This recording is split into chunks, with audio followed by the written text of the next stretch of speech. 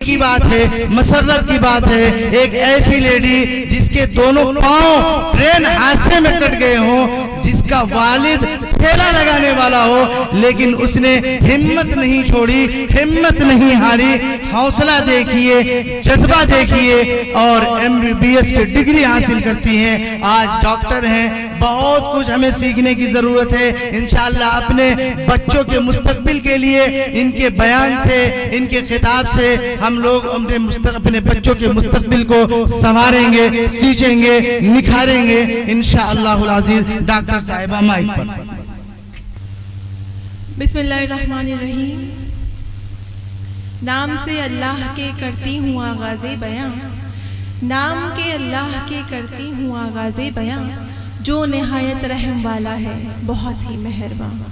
मुझे यहाँ पर बुलाने का मकसद, जो शकील भाई ने मेहनत की, यहाँ के इवेंट ऑर्गेनाइज़र ने, मुस्लिम भाई ने, उनकी टीम ने जो इतनी मेहनतों से मुझे यहाँ पर मदऊ किया, उसका सिर्फ एक मकसद है कि मैं आप लोगों से मेरी जो लाइफ की जर्नी रही है, मेरी ज़िंदगी के जो सफ़र रहे, जो अप्स डाउन रहे, ज़िंदगी में मुश्किलात आई मेरे, और जो मैंने उसको किस तरह से फेस किया, अल्लाह की क्या क्या करामात हुई, उस पर यकीन रखने की वजह से मैं आपके साथ शेयर कर सकूं। यहाँ पे बहुत सारे ऐसे लोग हैं जिन्होंने ऑलरेडी मुझे यूट्यूब पर सुना है, मेरी स्टोरी उनको पता है, लेकिन मैं फिर भी एक दफ़ा फिर से अपनी स्टोरी आप लोगों के सामने रखना चाहूँगी, क्योंकि लोगों को ऐसा लगता है कि मेरी ज़िंदगी की जो रुदाद है वो जब मैं सुनाती हूँ तो उन्हें एक हिम्मत मिलती है, एक मोटिवेशन मिलता है, एक इंस्पिरेशन मिलता है। हालांकि मैं ऐसा नहीं समझती। मैं एक बहुत ही अदना ज़ात हूँ, अल्लाह की बहुत ही अदना बंदी हूँ। मैंने बस वही किया जो मेरे वालिदैन ने मुझसे करने को कहा, और जो हर एक मुसलमान को करना चाहिए, चाहे कोई भी मुश्किल वक्त आए, कोई भी आजमाइश आए, आपको अल्लाह की ज़ात पर यकीन रखना चाहिए। मैंने बस सिंपल लाइफ में हमेशा यही किया। मैंने हमेशा अपनी आजमाइशों में, मुश्किलों में, रुकावटों में अल्लाह की ज़ात पर यकीन रखा। तो मेरी जो स्टोरी है वो स्टार्ट होती है, हमारी 3 बहनें हैं, एक भाई है। हमारा जो नेटिव प्लेस है, मेरा आबाई वतन आजमगढ़ है। मेरे अम्मी अब्बू वहाँ से बिलोंग करते हैं।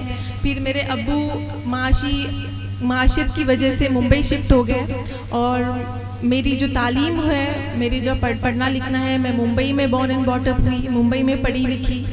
बट गांव से आना जाना, गांव से ताल्लुक़ लगा रहा हमारा, और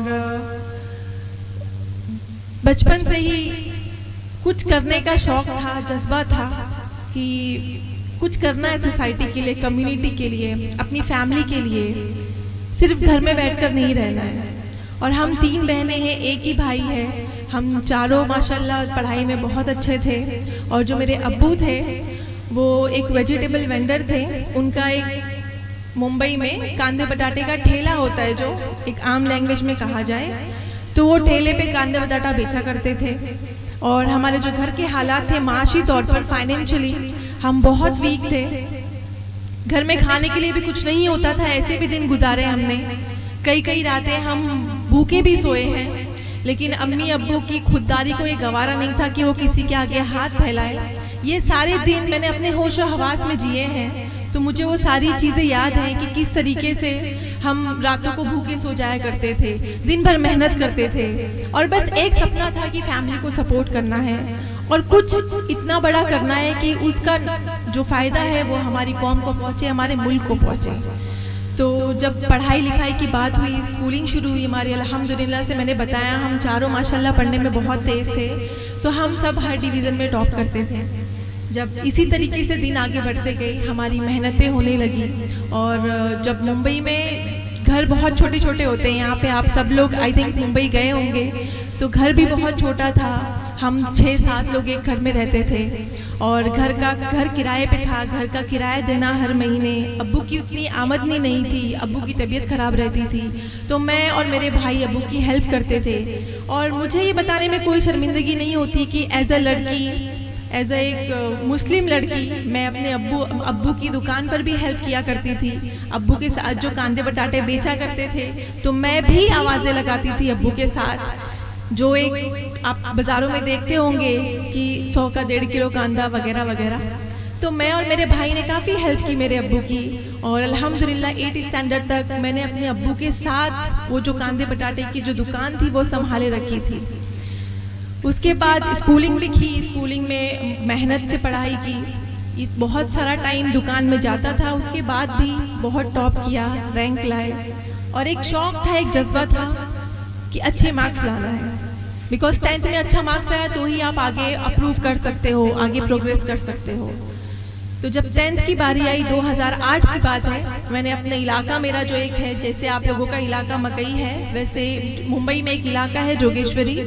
मुझे यकीन नहीं हुआ, मैंने बहुत मेहनत की, और जो मेरा 10th सेकेंडरी हाई स्कूल का जो रिज़ल्ट आया उसमें मैंने मेरे इलाके में टॉप किया 92% लेकर। बहुत अल्लाह का बहुत बड़ा करम हुआ मेरे ऊपर, बहुत खुश हुई, और घर वाले भी काफ़ी खुश हुए। और उसके बाद इरादा था डॉक्टर बनने का, तो साइंस स्ट्रीम में एडमिशन लेना था। घर वालों के पास पैसे नहीं थे, लेकिन बहुत मेहनत करके अम्मी ने हमें तालीम दिलाई, मुझे कॉलेज में एडमिशन दिलाया। मेरा जो कॉलेज था वो मेरे घर से तकरीबन 12-15 किलोमीटर दूर था, और उसके लिए मुझे रोज़ाना लोकल ट्रेन से सफ़र करना पड़ता था। अब आप लोगों में से कितने लोगों ने मुंबई की लोकल ट्रेन में सफ़र किया है मुझे नहीं पता, बट जिन लोगों ने भी किया है, I can see hands there, जिन लोगों ने भी सफ़र किया है उन लोगों को पता होगा मुंबई की लोकल ट्रेन रश आवर में बहुत भीड़ होती है, ऑफिस आवर्स में, सुबह में, शाम में।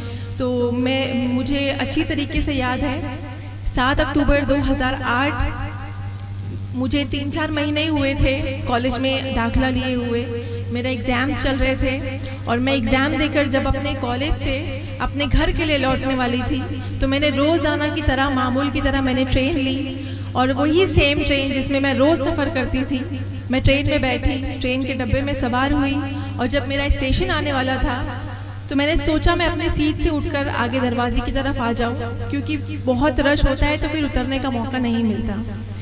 अल्लाह की मसलहत थी, अल्लाह की आजमाइश थी।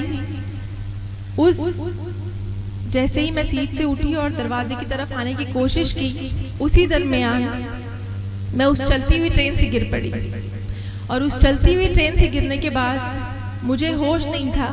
जब मैंने आंखें खोली तो जिस ट्रेन में मैं सवार थी वो ट्रेन बहुत नज़दीकी से मेरे आंखों के ऊपर से जा रही थी। मैंने अल्लाह से दुआ की, मैंने सोचा ये मेरे साथ हो नहीं सकता, मैं तो ट्रेन में बैठी हुई थी, मैं तो दरवाजे के पास आने की कोशिश कर रही थी, मैं ट्रेन की पटरियों पर कैसे पड़ी हूँ, और ट्रेन इतनी तेज़ी से मेरे सर के ऊपर से कैसे जा रही है। मुझे यकीन नहीं हुआ, और अल्लाह पे भरोसा था कि मैंने बहुत आयतल कुर्सी पढ़ी, वर्द किया अल्लाह के नाम का, और आंखें बंद की, और इस उम्मीद के साथ आंखें बंद की कि जब मैं दोबारा आंखें खोलूंगी कुछ सेकंड बाद तो मैं खुद को उस चलती हुई ट्रेन में पाऊंगी।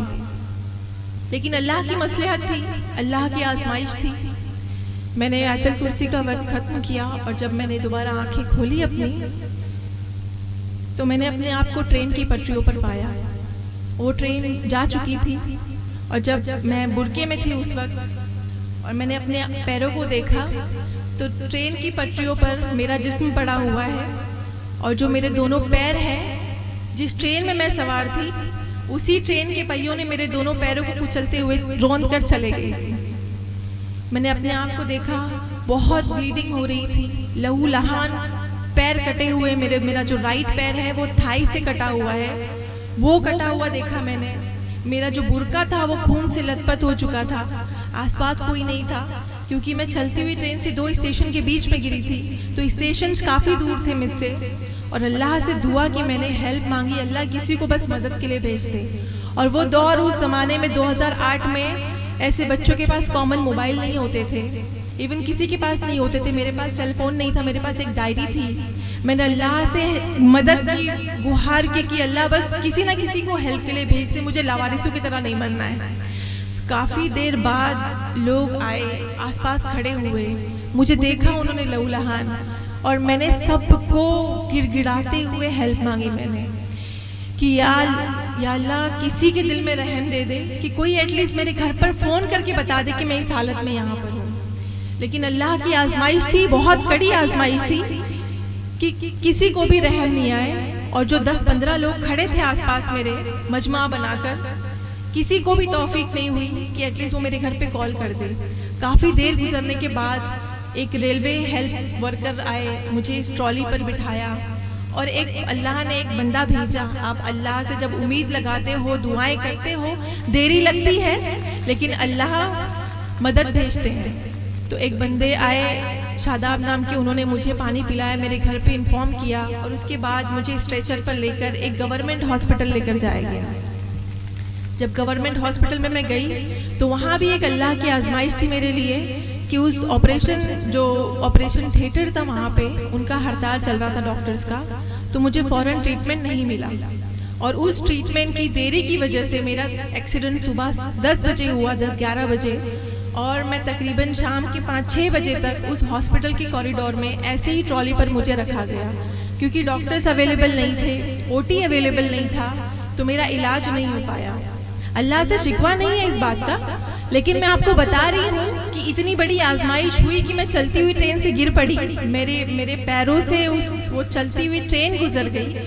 उसके बाद दूसरी आजमाइश हुई कि जो हॉस्पिटल मुझे लेके जाया गया वहाँ पे डॉक्टर्स अवेलेबल नहीं थे, हड़ताल चल रहा था, कोई फैसिलिटी नहीं थी, कोई ट्रीटमेंट नहीं मिला शाम के 6 बजे तक। जो गैंग्रीन था, जो आम लैंग्वेज में बोला जाए कि जो ट्रेन की पहियों की जो ग्रीस थी मेरे कटे हुए गोश्त में जो लगा हुआ था, उसका इन्फेक्शन धीरे धीरे मेरे पूरे बॉडी में फैलने लगा। और बहुत जद्दोजहद के बाद मेरी फैमिली को इन्फॉर्मेशन मिली, वो आई और मुझे वहाँ से डिस्चार्ज करा के प्राइवेट हॉस्पिटल लेकर गए। और जब प्राइवेट हॉस्पिटल मुझे लेकर जाया गया, वहाँ पे मेरा अच्छे से ट्रीटमेंट हुआ और तकरीबन 2-3 महीने मैं उस प्राइवेट हॉस्पिटल में एडमिट रही। यहाँ तक मुझे लगा था कि मेरा एक पैर कटा हुआ है, जो थाई से, राइट पैर, जो मेरे होशो हवास में था। मैं फुल्ली कॉन्शियस थी, मैं बेहोश नहीं उस वक्त, बस अल्लाह से दुआएं करती रही थी। मेरी फैमिली मेरे पास है, अल्लाह ने मेरी फैमिली को इन्फॉर्मेशन दे दी, मेरी फैमिली मेरे पास थी। मैंने एक पैर खो दिया था, इतना मेरे दिमाग में था। और जब मुझे एनेस्थीसिया दिया गया, भूल का इंजेक्शन दिया गया, उसके बाद मल्टीपल सर्जरीज हुई और जब मुझे होश आया तो मेरी बड़ी बहन मेरे पास थी और उन्होंने मुझे बताया कि बेटा तेरा एक पैर नहीं, तेरे दोनों पैर कट चुके हैं। आप सोचिए 16 साल की उम्र थी मेरी, मैं 11th स्टैंडर्ड में थी। 16 साल में यहाँ पे काफ़ी बच्चियाँ बैठी होंगी। 16 साल की उम्र में आपको कोई बोले कि एक लम्हे में आपके दोनों पैर छिन गए, आप माजूर हो गई हो, आप कभी उठ नहीं सकते हो, आप कभी बैठ नहीं सकते हो, आप कभी चल नहीं सकते हो। जिसने दुनिया नहीं देखी बाहर की, उसकी सिर्फ दुनिया घर थी और कॉलेज थी। जिसको पता नहीं कि दुनिया में और क्या क्या साइंसी टेक्निक आ गई है, उसे सिर्फ इतना पता है कि अल्लाह ने उससे दोनों पैर छीन लिए हैं एक लम्हे में। वो पैर जिससे 16 साल तक वो बहुत तेज चलती थी। कॉलेज में लोग रश करते थे मेरी वॉकिंग पे कि तुम बहुत तेज चलती हो। उस बच्ची ने एक लम्हे में दोनों पैर खो दिए अपने, माजूर पड़ी है बिस्तर पर हॉस्पिटल के। और इतनी दर्द की इतनी शिद्दत है कि मेरी जब ड्रेसिंग होती थी, मेरा जब जख्म साफ किया जाता था, तो मेरा हॉस्पिटल था वो अंडरग्राउंड था, तो मेरी चीखें ऊपर तक आती थी और ऊपर फर्स्ट फ्लोर पे जो भी पेशेंट के रिलेटिव थे मेरी चीखें सुन के वो भी रोने लगते थे। मुझे इतना दर्द होता था ड्रेसिंग के टाइम, वो सारा दर्द सहा मैंने। 2-3 महीने में एडमिट रही और जब मुझे डिस्चार्ज मिला उसके बाद भी काफ़ी दर्द रहा और दर्द अभी भी मेरे पास है। लेकिन वो जो 2-3 महीने थे ना, मेरी लाइफ के लाइफ चेंजिंग डेज थे, जिंदगी तब्दील करने वाले डेज थे। और अल्हम्दुलिल्लाह, मैं नेगेटिव वे में नहीं बोल रही हूँ, इन अ पॉजिटिव वे, इन अ मस्बत तरीके में मैं बोल रही हूँ कि ये जो 2-3 महीने रहे एक्सीडेंट के बाद के, जो ज़िंदगी ने मुझे सिखाया बहुत कुछ, अल्लाह की करामात दिखी मुझे और अल्लाह की ज़ात पर पक्का यकीन करना सीखा मैंने उन 2-3 महीनों में। वो जो 2-3 महीने थे मेरी ज़िंदगी के बहुत ही मस्बत डेज थे कि मुझे लोगों के रवैये सिखाए, मुझे दुनिया की जो सोच है वो सीखने मिली। लोगों की सोच क्या होती है एक डिसेबल को लेकर। एक लड़की डिसेबल जो हुई है, मुस्लिम माशरे से ताल्लुक़ रखती है, उस लड़की ने जो एक लम्हे में अपने पैर खो दिए, लोगों के पास क्या अल्फाज थे उसके लिए। जब लोग इयादत को आते, मेरी मुझे देखने हॉस्पिटल आते, तो वो लोग मुझे हिम्मत देने के बजाय कुछ ऐसे अल्फाज कहते हैं हमदर्दी में जो उन्हें खुद नहीं पता होता कि मेरे दिल पर वो क्या गिरा गुजर रही है, उनकी बातें मेरे दिमाग में क्या सोच असर कर रही है उनकी सोच की। तो बहुत सारे लोग आते अम्मी को बोलते, मेरे अब्बू को बोलते, मेरी फैमिली को बोलते कि आप लोगों के पास कम मुसीबत थी, जो ये एक और मुसीबत आ गई है। आप लोगों के पास तो खाने के लिए पैसे नहीं है, अब इसका इलाज कैसे करोगे? ये तो सारी ज़िंदगी के लिए माजूर हो गई है। और टिपिकल, मुझे ये कहने में कोई शर्म नहीं है, आप लोगों को ऑफेंड फील होगा, आप लोग बुरा मनाएंगे, लेकिन टिपिकल एक जो उत्तर प्रदेश के लोगों की सोच होती है कि लड़की में अगर कोई भी खामी हो तो उससे शादी कौन करेगा। सबसे पहली सोच माँ बाप से पहले रिश्तेदारों की होती है कि इससे शादी कौन करेगा, ये तो बोझ है। ये जो लफ्ज बोझ है ना, मैंने जिंदगी में इतनी दफा सुना है, इतनी दफा सुना है कि लोगों ने बोल बोल कर मुझे यकीन दिला दिया कि मैं सच में बोझ हूँ अपनी फैमिली पर, मैं सच में बोझ हूँ इस सोसाइटी पर, मैं सच में बोझ हूँ इस मुल्क पर। उस टाइम ऐसा लगता था कि मेरे 2 पैर छीन लिए अल्लाह ने और मैं बोझ बन गई हूँ दुनिया के लिए।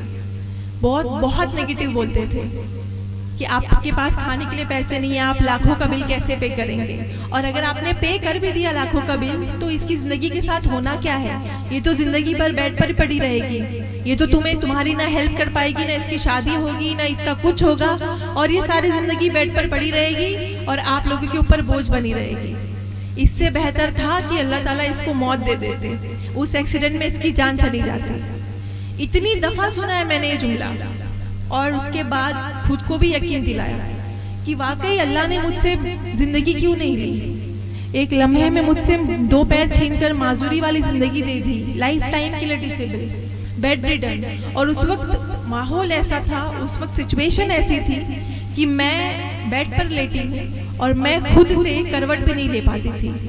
मेरा जो नीचे का दोनों बदन था, दोनों पैरों में इतने जख्म थे कि मैं ना सो पाती थी, ना लेट पाती थी, ना कुछ कर पाती थी। मेरी अम्मी वो 2-3 महीने सारी रात जाकर अपने पैरों के नीचे मेरे पैर को रखकर मुझे नींद में ले जाने की कोशिश करती थी। बहुत कठिन दौर था। उस दर्द के साथ साथ लोगों का जो रवैया दिखा, लोगों की जो सोच, लोगों की जो बातें थी, वो और तकलीफ देती। और मैं खुद भी सोचती हूँ, 16 साल के जहन में मैं क्या सोचती, मैं यही सोचती कि वाकई मैं बोझ हूँ, अल्लाह ने मुझे क्यों जिंदा रखा, मुझे नहीं जिंदा रहना, इससे बेहतर था कि अल्लाह मुझे मौत दे देते। और मैं बहुत शिकवा करती अल्लाह से, मैं बहुत रोती, ज़ारो कतार हर दिन रोती कि अल्लाह ने मुझे क्यों जिंदा रखा, अल्लाह ने मुझे दूसरी जिंदगी क्यों दी। एक दिन मैं बहुत रो रही थी और अम्मी ने मुझे हौसला दिया। मेरी अम्मी की जो चंद अल्फाज हैं मैं हमेशा कहती हूँ और हर सबको बताती हूँ, क्योंकि मुझे बहुत हैरत होती है कि मेरे जो माँ बाप हैं वो यूपी से बिलोंग करते हैं और उस ज़माने में इतनी तालीम की जो अवेयरनेस थी नहीं थी। आप लोग बहुत लकी हो कि यहाँ पे इतने सारे लोग जिम्मेदारान आप लोगों के लिए इतने सारे इवेंट ऑर्गेनाइज करते हैं, आप लोगों की पढ़ाई के लिए इतनी कोशिश करते हैं। पुराने ज़माने में सारी चीज़ें नहीं थी। तो मेरी जो अम्मी हैं वो 7वीं तक तालीम हासिल की है, मेरे जो अब्बू थे वो आई थिंक 8 तक तालीम मुकम्मल की उन्होंने, लेकिन 7th और 8 की तालीम हासिल करने के बाद भी मुझे आज तक हैरत होती है उनके अल्लाह पर यकीन की ताकत देखकर। उनको अल्लाह की ज़ात पर इतना यकीन है कि आप ताज्जुब करेंगे कि एक 16 साल की लड़की जिसने दोनों पैर खो दिए, उसकी माँ ये अल्फाज बोल रही है उसी बच्ची से जो रो रो कर माँ के सामने शिकवे कर रही है कि अम्मी अल्लाह ने मेरे साथ ऐसा क्यों किया, अल्लाह ने मुझसे 2 पैर क्यों छीने। सोचिए उस माँ के दिल पे क्या गुजर रही होगी, 16 साल की बच्ची उसके सामने रोकर ये शिकवे कर रही है अल्लाह से, लेकिन वो माँ ने एक आंसू नहीं बहाए। अल्हम्दुलिल्लाह मैं बहुत ब्लेस फील करती हूँ, मैं बहुत ज़्यादा लकी फील करती हूँ कि अल्लाह ने मुझे ऐसी फैमिली दी, ऐसे माँ बाप दिए कि आई थिंक 2008 में मेरा एक्सीडेंट हुआ और 15-16 साल हो गए एक्सीडेंट को, और आज तक मेरी फैमिली ने कभी भी मुझे माजूर नहीं कहा, कभी भी मुझे ये एहसास नहीं दिलाया कि मेरे पास 2 पैर नहीं है। और मेरे माँ बाप की आंखों में एक कतरा आंसू नहीं आया इस बात को लेकर कि अल्लाह ने उनकी बेटी के साथ ये क्यों किया। मेरी माँ ने मुझे कहा कि बेटा अल्लाह ने बहुत मामूली चीज़ दी है तुमसे, इस कायनात में हर एक चीज़ अल्लाह की अमानत है, चाहे वो तुम्हारा जिस्म हो, चाहे वो दौलत हो, चाहे कुछ भी हो, सब कुछ अल्लाह की दी गई चीज़ है, अल्लाह की अमानत है। अगर अल्लाह ने तुमसे उसकी अमानत वापस ले ली तो तुम किस बात का शिकवा कर रही हो, किस बात का रोना है इतना। शुक्र करो कि अल्लाह ने तुम्हारे दिमाग में कोई चोट नहीं दी, शुक्र करो कि अल्लाह ने बीनाई नहीं ली उस एक्सीडेंट में, शुक्र करो कि अल्लाह ने जिंदगी नहीं ली। सबसे कीमती, सबसे बेस्ट गिफ्ट अल्लाह की तरफ से जिंदगी है हमारे लिए, और अल्हम्दुलिल्लाह हम तो आप सल्लल्लाहु अलैहि वसल्लम के उम्मती हैं, हम तो और ब्लेस्ड हैं कि अल्लाह ने हमें मुसलमान पैदा किया। तो इस बात पर शुक्र अदा करो, तुम्हारे हाथ सलामत है, उस चलती हुई ट्रेन से गिरने के बाद कोमा में जा सकती थी तुम, लेकिन अल्लाह ने कुछ नहीं किया, एक खरोच नहीं आई पूरे जिस्म में, सिर्फ 2 पैर है। अल्लाह की जो मसलहत है उस पे सब्र करो और सब्र रख के आगे बढ़ो, अल्लाह पर की ज़ात पर यकीन रखो और खुद को यकीन दिलाओ कि अगर अल्लाह ने आज आजमाइश में डाला है ना, अगर तुम अल्लाह की ज़ात पर यकीन रखकर सब्र रखकर आगे बढ़ोगी तो इसका तुम्हारी सोच से ज़्यादा अल्लाह इनाम देंगे।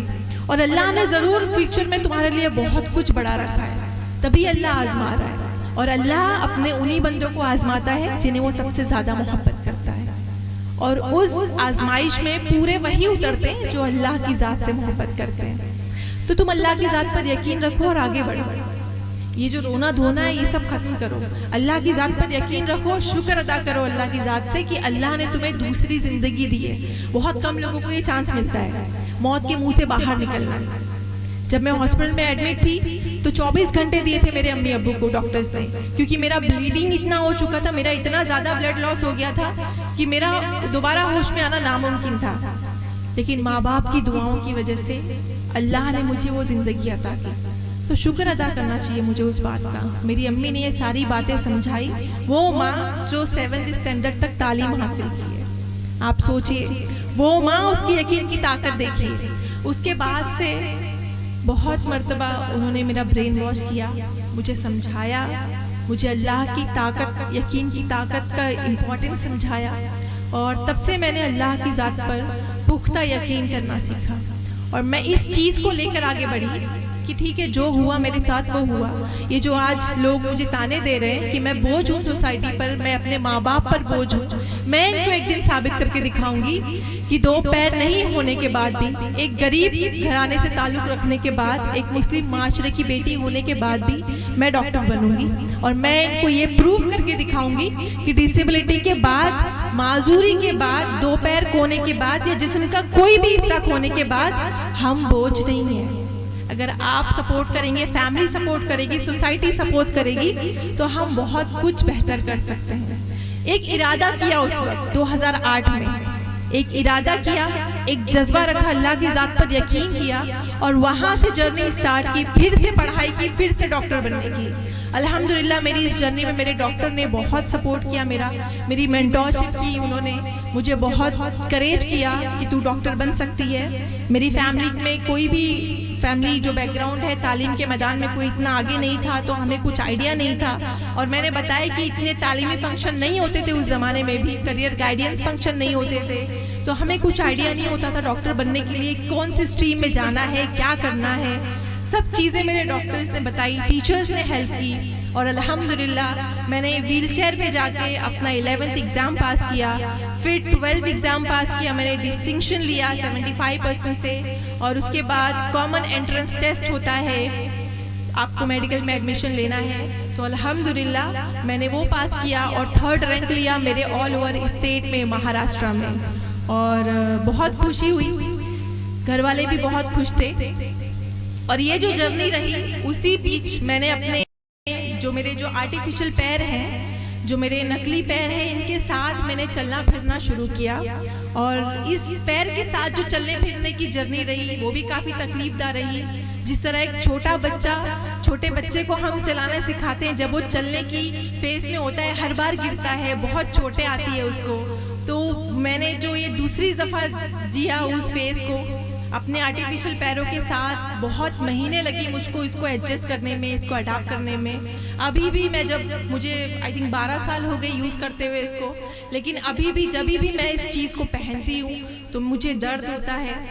मेरा जो हर एक कदम है वो एक पेन में होता है, बट अल्लाह का शुक्र है कि मैं अपने पैरों पर खड़ी हूँ यहाँ पर। अल्लाह का लाख लाख शुक्र है इस बात का। और हमेशा शुक्र रहता है कि मैं एक बेड पर पड़ी हुई लड़की नहीं हूँ जिसको हर एक चीज़ के लिए किसी की ज़रूरत होती है, जो हर एक चीज़ के लिए डिपेंड होती है। मैं एक इंडिपेंडेंट हूँ और अपने पैरों पर खड़ी हूँ, अल्लाह का बहुत बड़ा करम है। तो जब CET में रैंक हासिल किया तो घर वाले खुश थे, मैं भी खुश थी, और अपने पैरों पर मैंने चलना फिरना शुरू कर दिया था। और बहुत खुशी खुशी मैं मेडिकल में एडमिशन के लिए गई और वहाँ जाकर मुझे पता चला कि मेरी जो ज़िंदगी है उसमें और आजमाइशें बाकी हैं। अभी अल्लाह ने और आजमाइश रखी है। जब फर्स्ट डे एडमिशन के लिए मैं गई अपने सारे रिपोर्ट्स कार्ड लेकर और बहुत कॉन्फिडेंट था कि 3rd रैंक लिया है ऑल ओवर महाराष्ट्र स्टेट में। 3rd रैंक लेकर मुझे कौन एडमिशन देने से इनकार करेगा। तो मैंने बहुत खुशी खुशी अपना पर्चा दिखाया और उसके बाद मेरा एग्जामिनेशन किया, जांच वगैरह की मेरी, और शाम में मुझे बताया कि आई एम सॉरी, हम आपको एडमिशन नहीं दे सकते। मेरे पैरों के नीचे से ज़मीन निकल गई। मैंने उनसे पूछा, रीज़न पूछा कि क्या रीज़न, किस बिना पर मुझे एडमिशन से इनकार किया जा रहा है। तो उन्होंने मुझे रीज़न दिया कि आप बहुत ज़्यादा माजूर हो, आपके पास 2 पैर नहीं है, भले ही आप नकली पैरों से चल रहे हो, फिर रहे हो, लेकिन आप पेशेंट को नहीं देख सकते हो, आप मेडिकल की पढ़ाई नहीं कर सकते हो, बहुत कठिन होती है पढ़ाई, एक जगह से दूसरी जगह जाना होता है, लेक्चर हॉल बहुत दूर दूर होते हैं, बॉडी को डिसेक्ट करना होता है, बहुत टाइम लगता है, तो आप ये सब नहीं कर पाओगे, इसलिए हम आपको एडमिशन नहीं दे सकते, हम अपनी सीट वेस्ट नहीं कर सकते। मैंने ये सुना और उन्होंने एक मेडिकल रूल भी बताया मुझे, एक मेडिकल कानून, कि उस कानून के हिसाब से था कि जो भी 70% से ज़्यादा माजूर है उसको एडमिशन नहीं मिलेगा। तो मेरा जो माजूरी का परसेंटेज था वो 80% से ज़्यादा दिया था उन्होंने। तो मुझे फर्स्ट डे एडमिशन को डिनाई कर दिया, इनकार कर दिया। मैं बहुत मायूस होकर मेडिकल काउंसिल से निकलकर अपने घर गई, जैसे तैसे खुद को संभाला और अल्लाह की ज़ात से शिकवा किया कि मैंने इतने यकीन के साथ इतने सब कुछ बर्दाश्त किया, मैंने तकलीफ़ बर्दाश्त की, लेकिन फिर मेरे साथ ऐसा क्यों हो रहा है। अम्मी ने यकीन दिलाया, फैमिली ने सपोर्ट किया और अम्मी ने कहा कि तुम अल्लाह से दुआ करो, कोई ना कोई चीज़ तो होगी, अल्लाह गैब से भी मदद करते हैं। अभी तक सिर्फ सुना था कहानियों में, किस्सों में कि अल्लाह गैब से मदद करते हैं। उस वक्त मेरे साथ वो हुआ और मेरे साथ वो हुआ और कई बार हुआ। मैंने अल्लाह से हेल्प मांगी, मैंने अल्लाह से दुआ की कि अल्लाह अगर तूने मेरी किस्मत में डॉक्टर बनना लिखा है ना, तो तू ही कोई ना कोई रास्ता निकालेगा। और मुझे मेरे डॉक्टर का फ़ोन आया, उन्होंने मुझे कहा कि बेटा एक आखिरी रास्ता है, आप बॉम्बे हाई कोर्ट जाओ। मैं बहुत ताज्जुब हुई, आप लोग भी ताज्जुब करेंगे कि एक छोटा सा एडमिशन, मेडिकल में एडमिशन लेने के लिए बॉम्बे हाई कोर्ट कौन जाता है। मुझे ताज्जुब हुआ, मैं थोड़ा डरी भी कि मैं बॉम्बे हाई कोर्ट कैसे जाऊं। यहाँ पे तो माशाल्लाह प्रतापगढ़ में मैंने इतने सुने, कल से आज मैं आई हूँ और आज से मैंने इतने सारे एडवोकेट्स के नाम सुन ले यहाँ पर। अल्हम्दुलिल्लाह बहुत खुशी भी हुई कि हमारे सारे भाई इस फील्ड में हैं जहाँ पे हम सबको ज़रूरत है एडवोकेट्स की। तो बेसिकली हम डरते हैं कोर्ट कचहरियों के नाम से, मैं भी डरी, मेरी फैमिली भी डरी, लेकिन डॉक्टर ने मुझे यकीन दिलाया कि अगर अल्लाह ने किस्मत में रखा है, ये फाइट एक करो, हार मत मानो, नेवर एवर गिव अप, ये एक जंग लड़ो। और अल्हम्दुलिल्लाह मैं 2011 में मैं बॉम्बे हाई कोर्ट का दरवाज़ा खटखटाया मैंने, और बॉम्बे हाई कोर्ट में ये पहला केस था जो एक 90% डिसेबल लड़की आई है बॉम्बे हाई कोर्ट के सामने कि मुझे मेडिकल में एडमिशन दे दो। मैंने 3rd रैंक लिया है, उसके बाद भी मुझे मेडिकल काउंसिल एडमिशन नहीं दे रहा है। बॉम्बे हाई कोर्ट में पहला केस, मुझे जीत की कोई भी उम्मीद नहीं थी क्योंकि कोई रेफरेंस नहीं था, कोई एग्जाम्पल नहीं था कि मैं वो एग्जाम्पल उठाकर जज को बताऊं, एडवोकेट को बताऊं कि आप लोगों ने इस तरीके का केस हैंडल किया है, उस केस की रोशनी में मुझे एडमिशन दे दो। मेरा पहला केस था, कोई भी रेफरेंस नहीं था, एग्जाम्पल नहीं था और उम्मीद काफ़ी कम थी सब लोगों को, लेकिन मेरे एडवोकेट अल्हम्दुलिल्लाह काफ़ी अच्छे मिले मुझे। अल्लाह जब आजमाइशें देता है ना, तो उसका जो सॉल्यूशन होता है, उसका जो हल होता है, हल करने की जब हम कोशिश करते हैं, हम हार नहीं मानते, अल्लाह की ज़ात पर यकीन रखकर आगे बढ़ते हैं, तो अल्लाह वो सारी राहें आसान करता है। वो सारी राहों में मुझे बहुत अच्छे एडवोकेट मिले। मेरे जो चीफ जस्टिस थे, उन्होंने आखिरी दिन तक मुझे ऑब्जर्व किया, आखिरी दिन तक हमें ऐसा लगा कि मेरे हक में फैसला नहीं आएगा, क्योंकि कोई भी एग्जाम्पल नहीं था। और जिस तरीके से जो बहस होती थी मेरे लॉयर में और सामने वाले के लॉयर में, ऐसा लगता था कि ये जो मेडिकल लॉ है ये 20 साल पुराना लॉ है, इसके अगेंस्ट कौन जाएगा।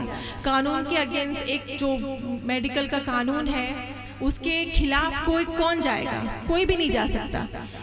तो बस उम्मीद बहुत कम थी, लेकिन अल्लाह पर यकीन था कि अल्लाह ने अगर मेरी किस्मत में लिखा है तो दुआएं रद्द नहीं होती। ये भी मैंने करामात देखी अल्लाह की तरफ से। जब आखिरी दिन था जजमेंट का, मैं उस लोकल ट्रेन से फिर से ट्रैवल करके अपने जोगेश्वरी से CST गई।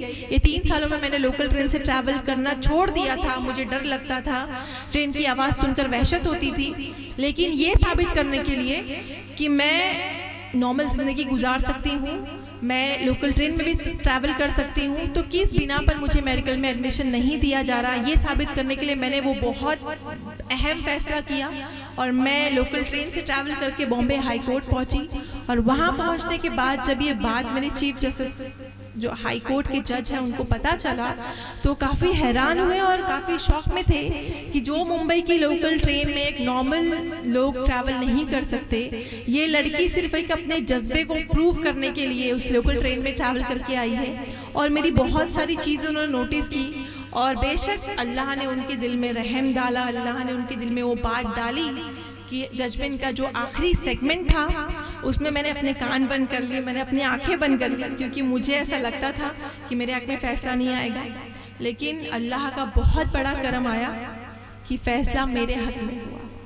और अल्हम्दुलिल्लाह 2011 में एक तारीखी फ़ैसला लिया गया बॉम्बे हाई कोर्ट में कि 90% डिसेबल लड़की को मेडिकल में एडमिशन दिया गया बॉम्बे हाई कोर्ट के ऑर्डर के बाद। और अल्हम्दुलिल्लाह अल्लाह ने आजमाइश से तो रखी इतनी सारी, लेकिन उसके बदले में मुझे इंडिया के बहुत ही फेमस और प्रेस्टीजियस कॉलेज में एडमिशन मिला। 2011 में मैंने MBBS में एडमिशन लिया और अल्हम्दुलिल्लाह 2016 में मैंने अपना MBBS कंप्लीट किया। और ये जो MBBS की जर्नी थी आसान नहीं थी, मेरे लिए तो बिल्कुल आसान नहीं थी, बहुत हेक्टिक थी, बहुत दर्द सहे, रातों को रोना, दर्द से चिल्लाना बहुत मामूल था। हर बार ऐसे लगता कि मैं टूट रही हूँ, मुझसे नहीं होगा ये, बहुत मेहनत लगती थी, बहुत दर्द होता था, लेकिन हर बार खुद को फिर से जमा करती मैं। मेरी फैमिली मुझे मोटिवेट करती कि मुझे, और एक जज्बा था, एक लगन था, एक फोकस था, एक गोल था मेरे सामने कि मुझे जो सोसाइटी की सोच है ना इसको तोड़ना है कि डिसेबिलिटी के बाद बोझ होती है, कोई भी हो, चाहे वो मेल हो फीमेल हो, डिसेबिलिटी के बाद हम उन लोगों को ऐसी नज़र से देखते हैं कि वो अब दुनिया में कुछ काम नहीं कर सकते, वो बस बोझ ही बन गए। मुझे ये जो सोच थी उसको तोड़ना था। और अल्हम्दुलिल्लाह 2016 में मैंने फर्स्ट क्लास से अपना MBBS क्लियर किया। और फर्स्ट क्लास से क्लियर करने के बाद मैंने बहुत ही खामोशी से उन सारे लोगों को जवाब दे दिया जो मुझे उस वक्त 5 साल पहले आकर ये ताने देते थे कि मैं बोझ हूँ, मैं फैमिली पर बोझ हूँ, मैं सोसाइटी को कुछ नहीं दे सकती। अल्हम्दुलिल्लाह डॉक्टर जब बनी तो काफ़ी लोगों को मेरी न्यूज़ पता चली। As a motivation, as a inspiration लोग मुझे बहुत ज़्यादा इंकरेज किया लोगों ने। और उसके बाद मैंने सोचा कि मेरी जर्नी MBBS तक नहीं रहनी चाहिए, मुझे मेडिकल की हाईएस्ट डिग्री अचीव करनी है। उसके लिए मैंने फिर से नीट का एग्ज़ाम दिया जो बहुत टफ होता है, नेशनल लेवल का एग्ज़ाम है, और उसमें भी मैंने 3rd रैंक लिया। अब आप सोचिए कि मैंने मेडिकल एग्ज़ाम पास किया है, MBBS पास किया है, मैंने नीट PG एग्ज़ाम पास किया है, उसके बाद मैं कॉन्फिडेंट थी और 3rd रैंक लिया मैंने इसमें। और मैं बहुत ज़्यादा कॉन्फिडेंट थी कि मुझे इस बार एडमिशन में कोई रुकावट का सामना नहीं करना पड़ेगा, क्योंकि मैंने ऑलरेडी MBBS क्लियर किया है, मैंने ऑलरेडी प्रूव किया है कि मैं कर सकती हूँ। लेकिन आप यकीन नहीं करेंगे कि वो जो मेडिकल का जो लॉ है, कानून है, वो फिर से मेरी जर्नी में आड़े आया और मुझे इस बार MD की डिग्री के लिए फिर से मना किया गया। इस बार मेरे पास ज़्यादा दिन नहीं थे, मुझे बॉम्बे हाई कोर्ट जाने तक उतना ड्यूरेशन नहीं था मेरे पास, तो मेरे पास सिर्फ 2 दिन थे, ऑनलाइन फॉर्म सबमिशन था। लेकिन अल्लाह ने हेल्प की, अल्लाह ने फिर से गायबाना तरीके से मेरी हेल्प की। आपको मैंने बताया कि अल्लाह की ज़ात पर यकीन हो तो अल्लाह मदद करते हैं। उस गैब से मदद आई। मेंबर ऑफ पार्लियामेंट ने मुझे कॉल किया, मैंने उनको सारी रुदात बताई अपनी, और वो मुंबई से फर्स्ट फ्लाइट पकड़कर दिल्ली गए और दिल्ली में सेंट्रल हेल्थ मिनिस्टर को सामने मेरी एप्लीकेशन रखी। और आप यकीन नहीं करेंगे, एक बहुत ही मामूली लड़की हूँ मैं, मेरी कोई कॉन्टैक्ट्स नहीं है, मुंबई में एक बहुत छोटे घर में रहती हूँ मैं। उस लड़की को next day central health minister of India का कॉल आता है और उन्होंने मुझे बताया कि बेटा आपका एप्लीकेशन मेरे टेबल पर पड़ा है, हम कुछ ना कुछ इस बारे में करते हैं। और मैं काफ़ी हैरान हूँ कि मैंने तो कोई एप्लीकेशन उनको भेजा नहीं, लेकिन वो जो मेंबर ऑफ पार्लियामेंट है, अल्लाह ने उनके दिल में वो बात डाली और मेरा एप्लीकेशन लेकर वो central health minister of India के पास गए।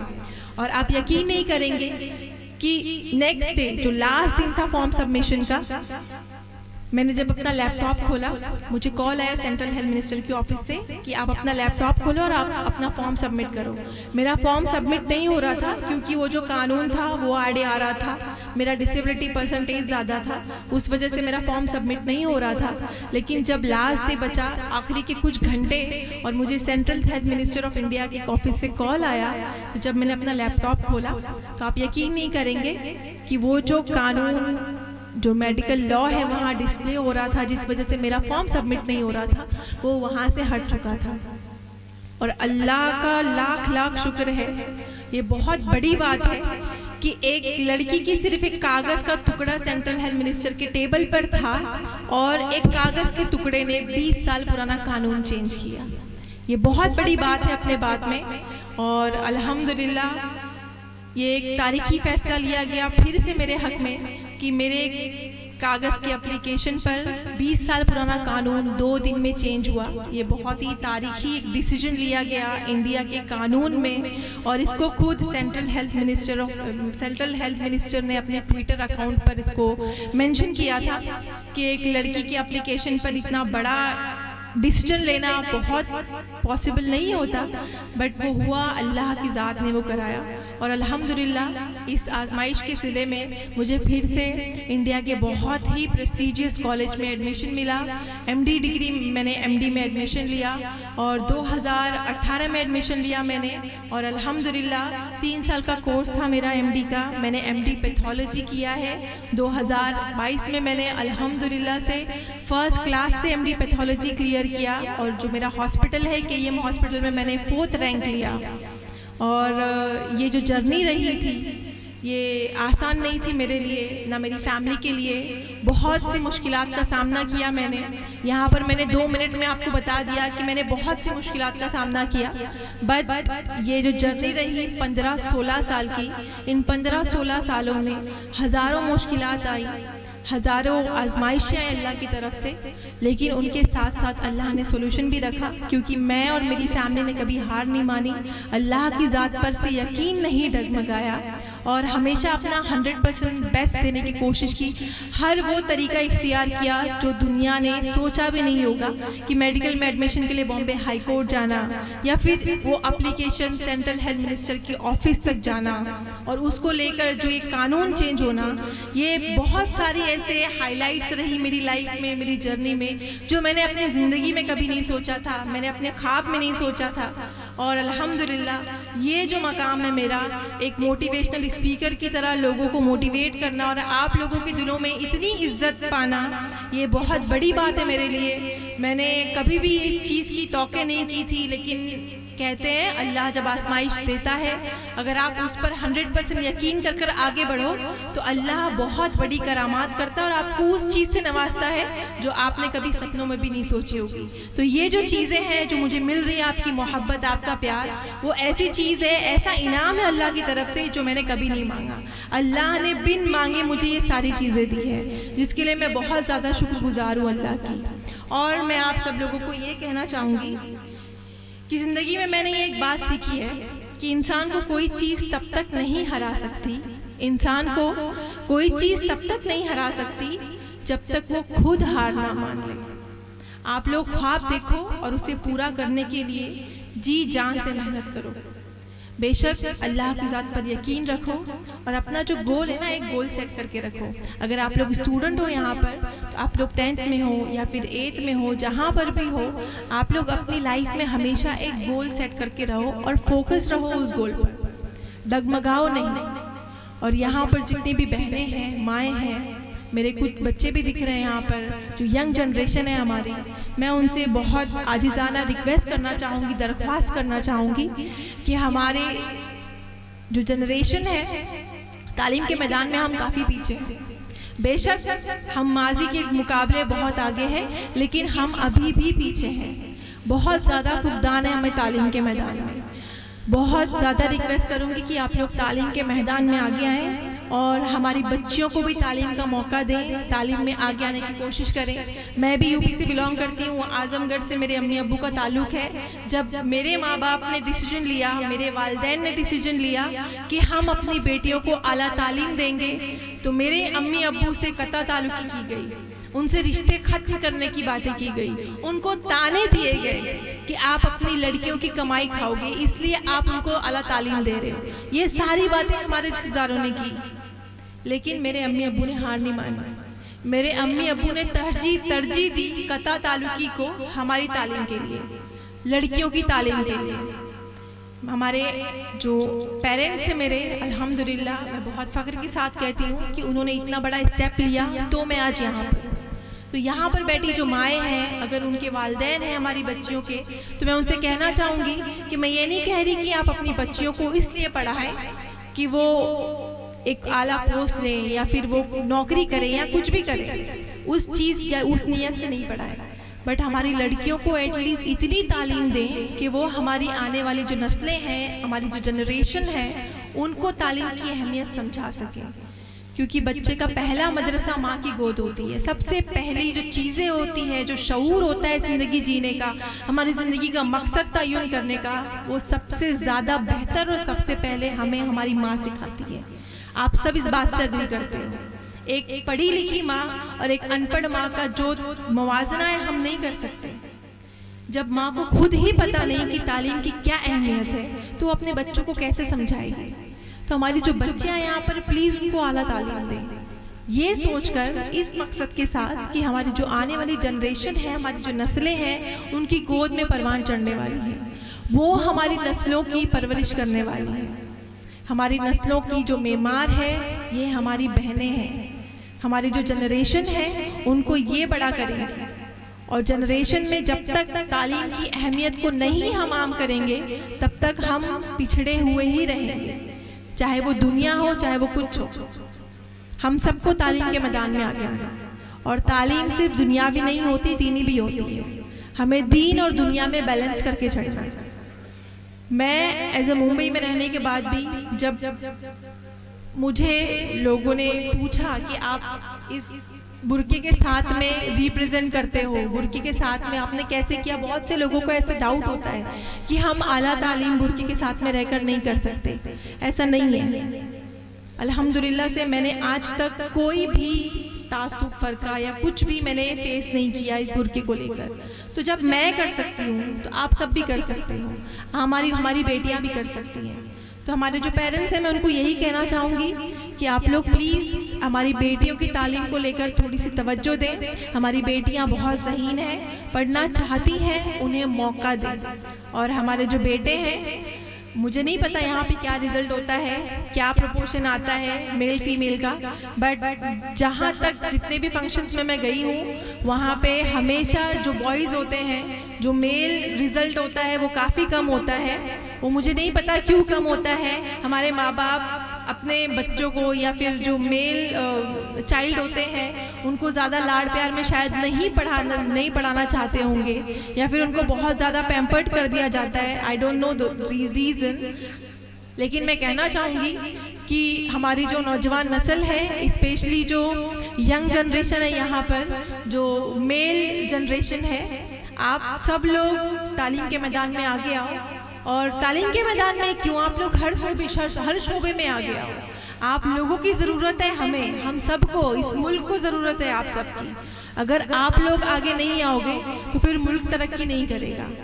और आप सबको एक बात और शेयर करना चाहूँगी कि जो हमारी ज़िंदगी है बहुत फास्ट फॉरवर्ड हो चुकी है। हमें बहुत कम वक्त में बहुत ज़्यादा चीज़ें करनी होती है। हमारी जो पहले इक़दार होती थी, एक परवरिश होती थी, वो बहुत ज़्यादा हैम्पर्ड हो गई है। इस नए दौर के साथ साथ हमारी जो माएँ हैं, हमारे जो माँ बाप हैं, वो बच्चों की परवरिश में ज़्यादा ध्यान नहीं दे रहे, या फिर जो आजकल की नस्ल है वो सोशल मीडिया पर इतनी ज़्यादा इन्वॉल्व है कि वो अपने माँ बाप की कदर करना भूल गए। जहाँ तक मैंने फील किया है, मुझे ऐसा लगता है कि जो वैल्यू हमारी जनरेशन हमारी माँ बाप को देती है, वो हमारे से छोटी जनरेशन माँ बाप को नहीं देती। और इसमें बहुत बड़ा कसूर सोशल मीडिया का भी है और हमारी परवरिश का भी है, और इस बात का है कि एहसास की बात का, कि हमारी जो छोटे बच्चे हैं यहाँ पर जो हैं मेरी भाई बहन, मैं उनको कहना चाहूँगी कि आप लोग प्लीज़ अपने माँ बाप की रिस्पेक्ट कीजिए, अपने माँ बाप की अहमियत का अंदाज़ा कीजिए कि उनकी जो मौजूदगी है वही काफ़ी है हमारे लिए। अगर जिस दिन आपने ये रिश्ते खो दिए अपनी ज़िंदगी में, आप बहुत रिग्रेट फील करोगे, आपको बहुत ज़्यादा पछतावा होगा।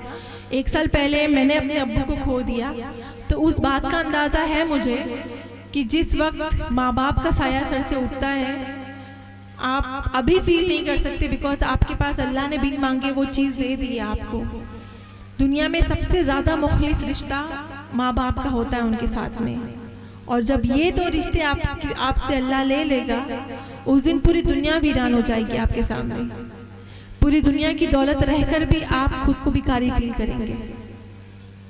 माँ बाप की वैल्यू कीजिए, उनकी रिस्पेक्ट कीजिए, और इस्लाम में बहुत बड़ा दर्जा है माँ बाप का, जो मुझे नहीं लगता मुझे आपको बताने की ज़रूरत है। अल्हम्दुलिल्लाह यहाँ पर इस्लामी तालीम इतनी ज़्यादा आम है, आप सब लोगों को एवरीडे आपके असातिज़ा बताते होंगे कि माँ बाप का क्या दर्जा है, माँ की खिदमत करने का क्या सिला है, बाप की दुआओं में कितनी ताकत है।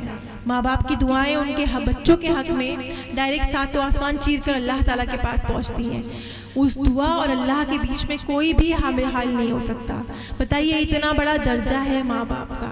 माँ बाप का मुस्कुराता हुआ चेहरा देखना एक हज के बराबर सवाब है, लेकिन हमारी जनरेशन, हम सब इस बात से गाफिल है। हम सब जानबूझकर इस बात को नज़रअंदाज करते हैं और अपने माँ बाप की रिस्पेक्ट नहीं करते।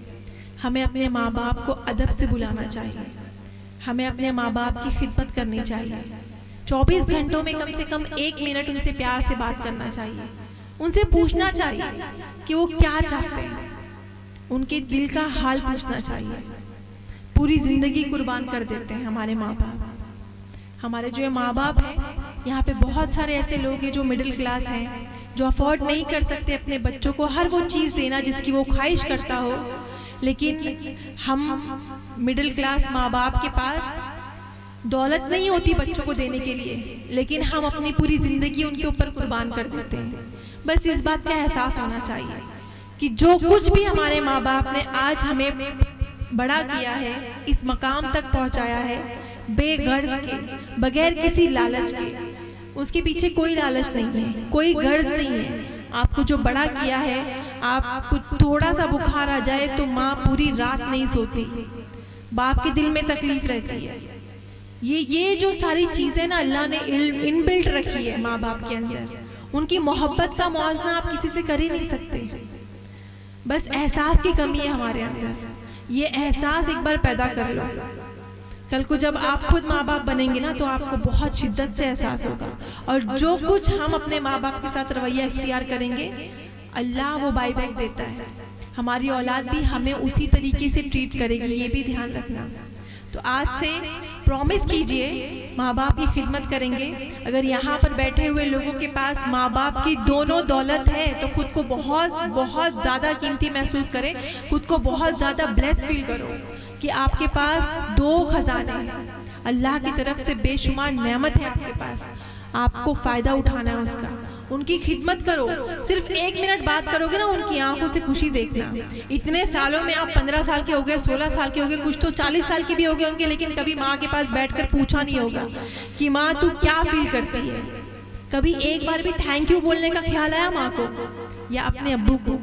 नहीं आया, क्योंकि हमें आदत है सब कुछ लेने की माँ बाप से, लेकिन उन्हें देने की नहीं। आपके पैसों की ज़रूरत नहीं है उनको, आपके प्यार की ज़रूरत है, आपके 2 बोलों की ज़रूरत है। आज अगर आप लोग मुझसे मुत्तफिक हो, मेरी बात से सहमत हो, तो प्लीज़ घर जाकर, अगर आपके माँ बाप हयात हैं तो घर जाकर उनको एक बार थैंक यू बोलना। बस वो देखना, उनकी आंखों की चमक बता देगी आपको कि वो दिल से कितना खुश है।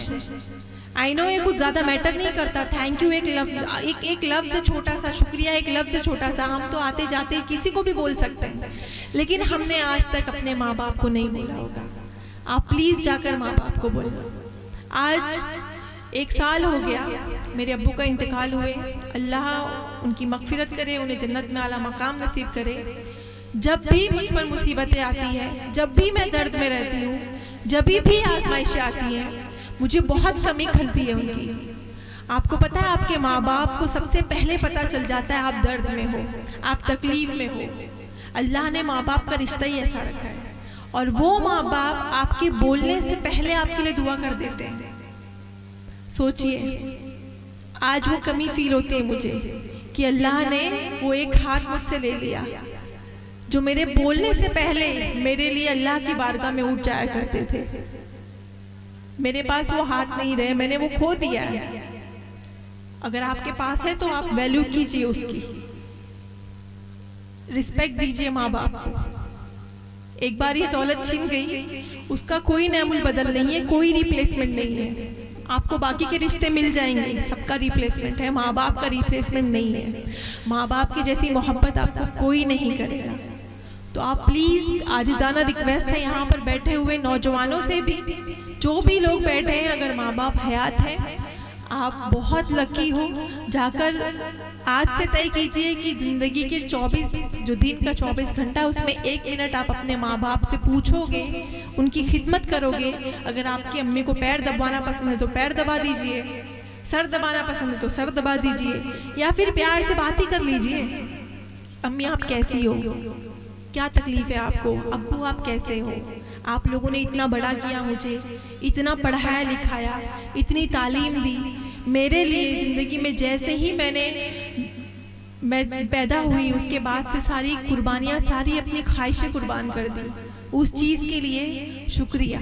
बस इतना बोलना है आपको। और आप देखना अपने माँ बाप की आंखों में वो चमक और अपने माँ बाप की खुशी।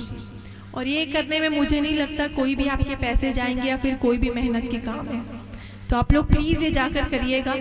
अगर आप लोगों में से चंद अफराद ने भी ये कर दिया तो मैं बहुत ज़्यादा खुश होंगी, और मुझे ऐसा लगेगा कि मैं जो आप यहाँ पर आई हूँ, शकील भाई ने इतनी ज़्यादा मेहनत की है, उनकी फैमिली ने इतनी ज़्यादा मेरी मेज़बानी की है, एटलीस्ट वो जो चीज़ें हैं उसका एटलीस्ट कुछ वसूल हो जाए। यहाँ पर 2-4 लोगों ने भी जाकर अपने माँ बाप का दिल जीत लिया और उनके माँ बाप उनसे खुश हो गए। आपको पता है, मैंने बहुत सारे ऐसे लोगों को भी देखा है, मैंने बहुत सारे ऐसे किस्से भी सुने हैं जो सच है। और उसमें ऐसा है कि आजकल के जो बच्चे हैं वो अपने माँ बाप को अपनी ख्वाहिशें नहीं पूरी करने पर गालियाँ तक देते हैं, हाथ तक उठाते हैं। आप कभी खुद माँ बाप रहकर उस जगह पर खुद को रख के सोचिएगा कि आपके पास सब कुछ था, आपने सब कुछ इस औलाद पर लगा दिया, और वो औलाद आपको आज ताने दे रही है कि आपने मेरे लिए क्या किया है।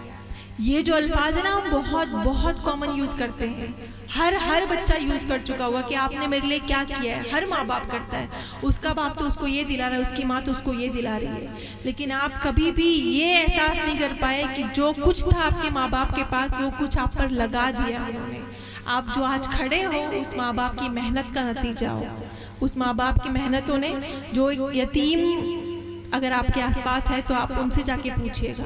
ज़िंदगी में आपको अगर खुश रहना है, मुतमईन रहना है, तो मेरी एक यही ट्रिक है, एक की ऑफ द सक्सेस है कि आप अपनी ज़िंदगी में हमेशा से अपने कमतर लोगों से मुवाजना करना, अपने ऊपर के लोगों से कमी मुवाजना नहीं करना। हमेशा नाखुश रहोगे, हमेशा ज़िंदगी में बेसुकूनी रहेगी। लेकिन जिस दिन से आपने अपने कमतर से लोगों से अपना मुवाजना शुरू कर दिया, उस दिन से आप बहुत खुशहाल रहोगे और सुकून रहोगे, और सबसे बेस्ट अल्लाह के शुक्रगुजार हो जाओगे।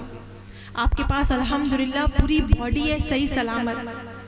पता है सबसे बड़ी दौलत, आपके पास फंक्शनिंग हैंड है, हाथ चलते हुए पैर है, आपके पास आंखें हैं, कान है, सब कुछ चलता फिरता है आपके पास। आप उससे कभी पूछिएगा जिसने इस जिंदगी की रौनक ही नहीं देखी, जिसको अल्लाह ने बिनाई नहीं दी। आप सोचिए, कभी एक दिन आप अंधे रहकर देख सकते हो क्या मुसीबत गुजरेगी आप पर। आप कभी उसका, आपने कभी खुद का मुवाजना उस शख्स से किया होगा जिसके पास सुनने की ताकत से महरूम है, जिसके पास हाथ नहीं है, जिसके पास पैर नहीं है। आपको सब चीज़ें फ्री में मिल गई है, इसलिए आपको कदर नहीं है। जब हम ये चीज़ें खो देते हैं ना, तब हमें एहसास होता है। मुझे एहसास होता है कि मेरे पास पैर नहीं तो मैं आप लोगों की तरह चल नहीं सकती हूँ, फिर नहीं सकती हूँ, कुछ और काम नहीं कर सकती हूँ, मैं हर वक्त तकलीफ में रहती हूँ। आप लोगों के पास जो दौलत है उसकी कदर कीजिए और हमेशा अल्लाह का शुक्र अदा कीजिए कि आप सुबह सवेरे जब भी उठते हो आपकी पूरी बॉडी फंक्शन कर रही है। मैंने हॉस्पिटल में ऐसे केसेस देखे हैं, बहुत बड़े से बड़े अमीर देखा है, सिर्फ रोते हैं जिंदगी के लिए। दुनिया की मालो दौलत है उनके पास, लेकिन अल्लाह से क्या मांगते हैं? जिंदगी के कुछ महीने। अल्लाह की ज़ात सबसे ज़्यादा रही है। अगर वो आपके पास जिंदगी दे रहा है आपको जीने के लिए और आपके पास सब कुछ फंक्शनिंग है, तो आप किस बात के लिए शिकवा करते हो? आप क्यों मायूस होते हो? अगर थोड़ी छोटी सी परेशानी है आपकी लाइफ में, मैं ये नहीं कह रही कोई भी यहाँ पे परफेक्ट लाइफ जी रहा है। हर किसी की लाइफ में छोटी बड़ी मुश्किलात हैं, आजमाइशें हैं, रुकावटें हैं, सबकी ज़िंदगियों में होती हैं। लेकिन आज के दौर में स्पेशली जो बच्चे स्टूडेंट होते हैं, वो थोड़ा सा कम मार्क्स आ जाए तो बहुत दिल बर्दाश्ता हो जाते हैं, बहुत मायूस हो जाते हैं कि मेरा मार्क्स कम आया है, मैं फ़ेल हो गई हूँ, या ज़िंदगी में मेरे पास पैसे कम है, मेरे माँ बाप के पास पैसे कम है, तो मैं कुछ नहीं करने वाली ज़िंदगी में। या फिर जो बच्चे हैं हमारे, वो भी ऐसा सोचते हैं कि मेरे माँ बाप के पास ज़्यादा पैसे नहीं है, तो मैं कैसे पढ़ाई करूँगा, मैं क्या करूँगा। ये सारी चीज़ें लेकर अगर हम रोते रहें तो हम जिंदगी भर रोएंगे। मैं ये सारी चीज़ें लेकर रोती रहती और अल्लाह से शिकवा करते रहती, तो मैं बेड पर पड़ी होती 15 साल बाद भी। मैं आज यहाँ पर हूँ, अल्लाह ने मुझे इस मकाम पर पहुँचाया जस्ट बिकॉज मैंने हार नहीं मानी। मैंने ज़िंदगी से, जो एक मायूसी कुफ्र है इस्लाम में कहा गया है, मैं ज़िंदगी से मायूस नहीं हुई। मैंने हमेशा अल्लाह का शुक्र अदा किया और हमेशा ये देखा कि मेरे अंदर क्या एबिलिटी है जिसके साथ मैं आगे बढ़ूँ। एक तो डिसेबिलिटी है, एक माजूरीपना है मेरे अंदर, लेकिन मेरी बॉडी में अल्लाह ने ऐसी क्या ताकत रखी है जिसके साथ मैं आगे बढ़ूँ। अल्लाह ने मेरा दिमाग अल्हम्दुलिल्लाह माशाल्लाह से अच्छा रखा, तो मैं उसके साथ आगे बढ़ी और मैंने डॉक्टरेट की और मैं आज मोटिवेशन स्पीकर हूँ। तो ऐसे अल्लाह ने हर किसी को अलग अलग खूबी से नवाजा है। सिर्फ फ़र्क इस बात का है कि आपको पहचानना है कि आपके अंदर क्या चीज़ है जिसके साथ आप आगे बढ़ सकते हो। पहले तो आपको शिकवा करना छोड़ना है अपनी खुद की ज़िंदगी से। आप जिस हाल में भी हो अल्लाह का शुक्र अदा करो और हमेशा आगे बढ़ने की कोशिश करो और हमेशा मवाजना करो अपने कमतर से, तो आप बहुत खुश रहोगे। आपके पास ज़्यादा मालो दौलत नहीं है, लेकिन आप इंशाअल्लाह अपनी मेहनत से, अल्लाह पर यकीन रखकर, हार्ड वर्क से वो हासिल कर सकते हो। आपके पास डिग्री नहीं है, आप पढ़ाई में हार्ड वर्क करके आगे कर सकते हो। ज़िंदगी में कामयाबी का कोई शॉर्टकट नहीं होता। कामयाबी सिर्फ आपकी मेहनत से मिलेगी, आप जिद्दोजहद से मिलेगी। आप एक गोल सेट करो, गोल फोकस रहो उस चीज़ के लिए और मेहनत करो। मेहनत के साथ साथ अपने माँ बाप की दुआएं लो। माँ बाप की और बुज़ुर्गों की दुआओं में बहुत ताकत होती है। दुआएं तकदीर बदलती हैं, ऐसा बोलते हैं लोग। मैंने अपनी लाइफ में बहुत दफ़ा एक्सपीरियंस किया है। अल्लाह गैब से मदद करते हैं, मैंने एक्सपीरियंस किया। आपके सामने लाइव एग्जाम्पल है मेरी ज़िंदगी में। 2-3 मैंने अपने बातें शेयर की, लेकिन बहुत सारे ऐसे वाक़यात हुए जो मैं सुनाने बैठूँ तो पूरी रात कम हो जाए। लेकिन बहुत सारे वाक़यात ऐसे हुए मेरे साथ कि मुझे ऐसा लगा है कि अल्लाह ने गैब से मदद की है मेरी। तो अल्लाह पर यकीन की ताकत होती है। अल्लाह की पर यकीन इतना पुख्ता होना चाहिए कि उस ज़माने में, अगर आपने यहाँ पर सारे लोग अल्हम्दुलिल्लाह हम सब मुसलमान हैं, हम सबको पता होगा हज़रत इब्राहीम अलैहिस्सलाम का किस्सा। तो आप सबको मैं ये नहीं कहती कि हमारा यकीन उस मयार तक होना चाहिए, लेकिन एटलीस्ट हम कोशिश तो कर सकते हैं ना कि हम उस वहाँ तक जाएं। अल्लाह की ज़ात पर उतना पुख्ता यकीन रखें कि जब अल्लाह की ज़ात पर पुख्ता यकीन रखने के बाद इब्राहीम अलैहिस्सलाम को जब आग में फेंका गया तो आग गुले गुलजार हो गई, बताइए। और जब उन्होंने कुर्बानी के लिए अपने बेटे को सिलेक्ट किया और कुर्बानी के लिए जब अपनी छुरी घुमाई अल्लाह की ज़ात पर यकीन रख के कि अल्लाह ने मुझसे कहा ये करने के लिए, तो बेटे की जगह वो दुम्बा आ गया। तो ये अल्लाह पर यकीन रखने की ताकत है, उसकी करामात है जो हम जिससे गाफिल हैं। हम बहुत इजी कह सकते हैं कि हम मुसलमान हैं, हम अल्लाह की ज़ात पर यकीन रखते हैं, हम नहीं रखते। जब तक आप पर मुश्किलें नहीं आती हमें अल्लाह पर यकीन रखना नहीं आता। मैंने खुद मेरे एक्सीडेंट के टाइम अल्लाह पर पुख्ता यकीन रखना सीखा। तो मैं आप सबसे कहती हूँ कि आपकी लाइफ में जो भी मुश्किलात आए उनसे लड़ना सीखिए, घबराइए मत, कभी भी पीछे मत मुड़िए, अल्लाह की ज़ात पर यकीन रखिए और ये यकीन रखिए कि ये जो मुश्किलात है ना आपकी ज़िंदगी में, चाहे वो कोई भी हो, जिस्मानी मुश्किलात हो, पैसे की मुश्किलात हो, आपकी जो माशी मुश्किलात होती हैं वो हो, अगर ये सारी मुश्किलात अल्लाह की लाई हुई है तो उसे हल करने वाली ज़ात भी अल्लाह की है। आप कोशिश करोगे तो आपके आसपास के लोग भी आपकी हेल्प करेंगे। मैं 14 साल पहले इस बात को रोते हुए बैठ जाती कि अल्लाह ने मेरे साथ ऐसा क्यों किया, मेरे साथ 2 पैर ले लिए, मुझे माजूर कर दिया, मुझे अब ज़िंदगी में कुछ नहीं करना, तो मैं आज यहाँ नहीं होती। मेहनत कीजिए, कोशिश कीजिए, आगे बढ़िए और इंशाअल्लाह अल्लाह आपकी हेल्प करेगा। और मैं आपको यही कहना चाहूँगी कि अच्छा लग रहा है, बहुत ज़्यादा खुशी हो रही है। ऑल्दो टाइम बहुत ज़्यादा हो गया है, बहुत वक्त हो गया है, लेकिन ये बात देखकर और यहाँ का मजमा देखकर मुझे बहुत खुशी होती है। स्पेशली मैंने मेरे वहमो गुमान में भी नहीं था कि मेरी जो यहाँ पर बहनें हैं इतनी तादाद में अभी तक बैठी हैं। मैंने पहली दफ़ा देखा है कि इतनी रात तक कोई फंक्शन चल रहा है और ख़ासकर ख़वातीन का इतना ज़्यादा इन्वॉल्वमेंट है उसमें, तो मैं बहुत ज़्यादा शुक्रगुजार हूँ आप सब लोगों की। और हमारी जो बहनें हैं, मैं आप लोगों को कहना चाहूँगी कि वो कमतर नहीं है। बहुत सारे लोग ऐसा सोचते हैं, अभी बहुत सारी सोचों में तब्दीली आ गई है, लेकिन हम खुद भी ऐसा सोचते हैं कि हमारी जो अल्लाह ने साख्त बनाई है, हम बहुत कमज़ोर हैं, हम ज़्यादा मेहनत नहीं कर सकते हैं, हम ज़िंदगी में आगे नहीं बढ़ सकती हैं। लेकिन मैंने कहा है कि आप हमारे कौम के लिए, हमारे मुल्क के लिए आप एक मेमार की तरह काम करती हो। और जब औरत ज़ात अपनी ज़िद पर आ जाए ना, तो बहुत बड़ी बड़ी तारीख में ऐसी बहुत सारी स्टोरीज़ हैं, बहुत सारी कहानियाँ हैं कि बहुत सारी जंगें जीती गई हैं, बहुत सारे ऐसे एग्जाम्पल सेट हुए हैं जो एक औरत की एक ज़िद की वजह से, औरत की एक मेहनत और एक पैशन की वजह से एक तारीख मिसाल कायम हुई है। तो मैं अपनी बहनों के लिए एक शेर कहना चाहूँगी जो औरतों के लिए डेडिकेटेड है, जो मैं हर फंक्शन में करती हूँ, जो मेरा फेवरेट है और अल्हम्दुलिल्लाह मुझे ऐसे यकीन है कि आप सब लोगों को भी पसंद आएगा।